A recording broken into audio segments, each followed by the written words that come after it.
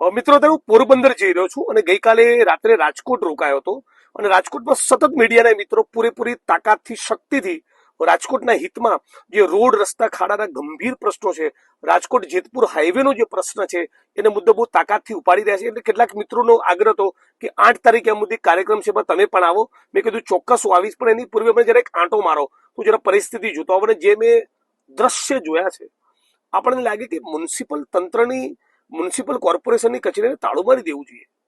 આટલું ખાડે ગયેલું તંત્ર એ કોઈ પણ સંજોગોમાં સાંખી લેવાય. આટલું બધું મીડિયા સતત મુદ્દો ઉપાડતો હોય, વિપક્ષ તરીકે રાજકોટ કોંગ્રેસ પાર્ટીએ પ્રશ્નો ઉપાડતો હોય, રાજકોટના નિસ્બત ધરાવતા નાગરિકો મુદ્દો ઉપાડતા હોય, નાગરિક પોતે પોતાની વિડીયોઝ બનાવીને મીડિયાના મિત્રોને ફોરવર્ડ કરતા, અને છતાં તંત્રના પેટનું પાણી ન લે. આ કોઈ પણ સંજોગોમાં ન ચાલે. રોડ નહીં તો ટોલ નહીં. રાજકોટ જેતપુર હાઈવેની મામલે જે પ્રમાણે તમે રાજકોટની જનતાને રંજાડી છે, આ એક પ્રકારનું એમનું ઇન્સલ્ટ છે.